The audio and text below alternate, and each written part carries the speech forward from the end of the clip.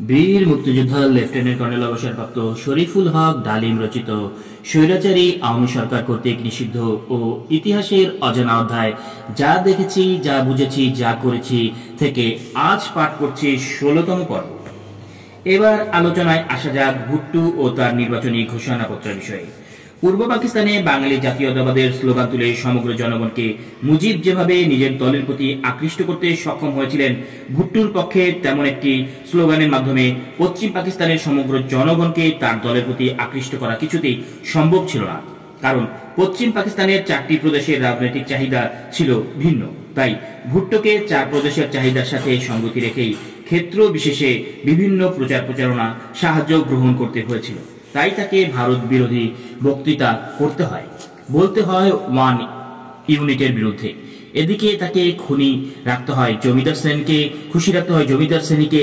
অপরদিকে তাকে বলতে হয় ভূমি সংরক্ষণের পক্ষে, ইসলামপন্থীদের খুশি করতে গিয়ে তাকে বলতে হয় ইসলামিক সমাজতন্ত্রের কথা। উপরন্তু জেনারেলদের মন জুগিয়ে চলতে গিয়েও তাকে অনেক কৌশল অবলম্বন করতে হয়।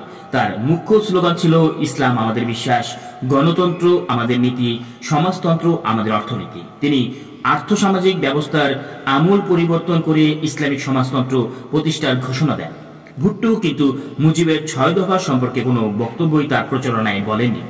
এই ব্যাপারে তিনি আগাগোড়াই কোনো মন্তব্য করা থেকে বিরত থাকেন। পূর্ব পাকিস্তানে নির্বাচনী প্রচারণা চালাবার ব্যাপারেও তার কোনো গরজ পরিলক্ষিত হয়নি। এ থেকে স্পষ্ট বোঝা যায় শুধু পশ্চিম পাকিস্তানে তার ক্ষমতার ভিত্তিতে সুদৃঢ় করে তোলাই ছিল তার একমাত্র উদ্দেশ্য। পাকিস্তানের ঐক্যের ব্যাপারে তিনি ছিলেন নির্লিপ্ত। যদিও পাকিস্তানের অখণ্ডতা বজিয়ে রাখার প্রশ্নটি ছিল তখনকার মূল রাজনৈতিক সমস্যা।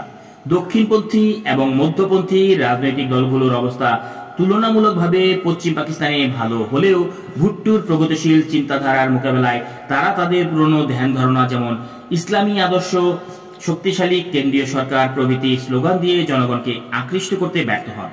দীর্ঘ আইয়ুব বিরোধী আন্দোলনের ফলে পশ্চিম পাকিস্তানের জনগণের রাজনৈতিক চেতনার মান বেড়ে গিয়েছিল।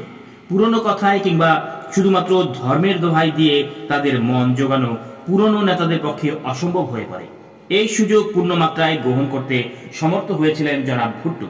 তিনি পশ্চিম পাকিস্তানের প্রতিটি অঞ্চলে গিয়ে সেই অঞ্চলের জনগণের দাবি দাওয়ার উপর ভিত্তি করে তার নির্বাচনী প্রচারণা শুরু করেন। বক্তা হিসেবে তিনি ছিলেন শেখ মুজিবের সমতুল্য।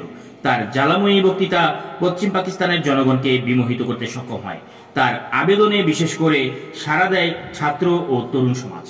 ইতিমধ্যে পশ্চিমা গণমাধ্যমগুলো শেখ মুজিবের বিজয় সুনিশ্চিত বলে প্রচারণা করতে শুরু করে। শেখ মুজিব নির্বাচনে একক সংখ্যাগরিষ্ঠতা লাভ করে জয়লাভ করবেন এ বিষয়ে সবাই তখন প্রায় একমত। মার্কিন যুক্তরাষ্ট্রের সাথে প্রেসিডেন্ট জনসনের আমলে পাকিস্তানের সম্পর্কের অবনতি ঘটে পাকিস্তান চীন বন্ধুত্বকে কেন্দ্র করে। কিন্তু ১৯৬৯ সালে নিক্সন প্রেসিডেন্ট হবার পরই সম্পর্ক আবার উষ্ণ হয়ে ওঠে। তখন জনাব এ ব্লাড ঢাকায় মার্কিন কনসাল জেনারেল হিসেবে নিযুক্ত ছিলেন। তার সন্দেহজনক কার্যকলাপ পাকিস্তানের জাতীয় স্বার্থের পরিপন্থী হিসেবে পরিগণিত হয়। তিনি শেখ মুজিবের প্রতি ব্যক্তিগতভাবে সহানুভূতিশীল হয়ে ওঠেন। তিনি ও তার প্ররোচনায় ফোর্ড ফাউন্ডেশনের আর্থিক মদত পুষ্ট কয়েকজন মার্কিন ইকোনমি শেখ মুজিবের উদ্দেশ্যে প্রতি সমর্থন যোগাতে থাকেন।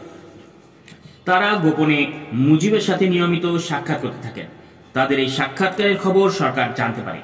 মিস্টার এ ব্লাডকে এ ধরনের কার্যকলাপ পরিপ্রেক্ষিতে ঢাকা থেকে সরিয়ে নেওয়া হয় এবং তৎকালীন মার্কিন রাষ্ট্রদূত জনাব ফার্ল্যান্ড মুজিবের সাথে সাক্ষাৎ করে পরিষ্কারভাবে জানিয়ে দেয় যে বিচ্ছিন্নবাদী কোনো প্রচেষ্টায় যুক্তরাষ্ট্র কোনরূপ সাহায্য কিংবা সহযোগিতা করবে না, কোনরূপ সহানুভূতিও প্রদর্শন করা হবে না।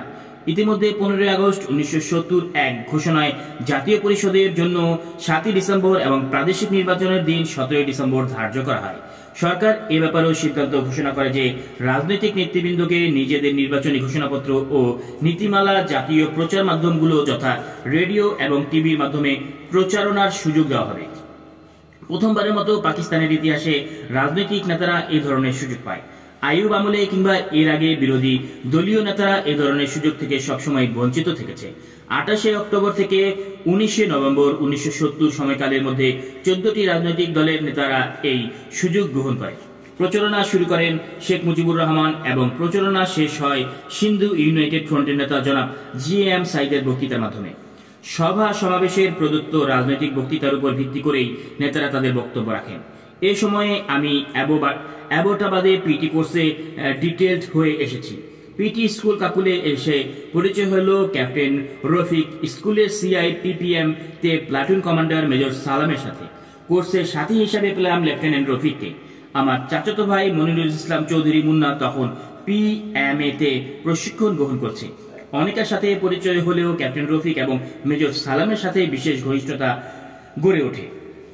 লেফটেন্যান্ট রফিকের সাথেও বন্ধুত্ব গড়ে ওঠে। অবসর সময়ে ক্যাপ্টেন রফিকের মেসে কিংবা মেজর সালামের বাসায় জমিও আড্ডা দেওয়া হয়। রাজনৈতিক প্রেক্ষাপট এবং ভবিষ্যৎ নির্বাচন নিয়ে সবাই সমভাবে উদ্গ্রীব। কি হবে, কি হতে যাচ্ছে, এ নিয়ে তুমুল আলোচনার ঝড় বয়ে যায় আমাদের আড্ডায়। ক্যাপ্টেন রফিকের ঘরে নিয়মিত শুনতাম টিভিতে প্রচারিত নেতাদের নির্বাচনী বক্তৃতা, সবাই একত্রিত হয়ে। যদিও তখন মাওলানা ভাসানী নির্বাচনের বিপক্ষে, তবুও তার বক্তব্য দেশের দুই অংশের জনগণ এবং আমরা বিশেষ মনোযোগ সহকারে শুনছিলাম। তিনিই একমাত্র নেতা যিনি বাংলা এবং উর্দুতে তার বক্তব্য রেখেছিলেন। দেশের দুই অংশই তার বক্তৃতার প্রশংসা হয়েছিল।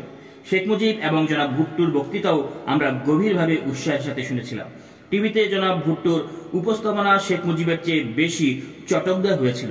বক্তৃতায় সব নেতারই দেশের সব সমস্যা নিয়েই কথা রাখলেন।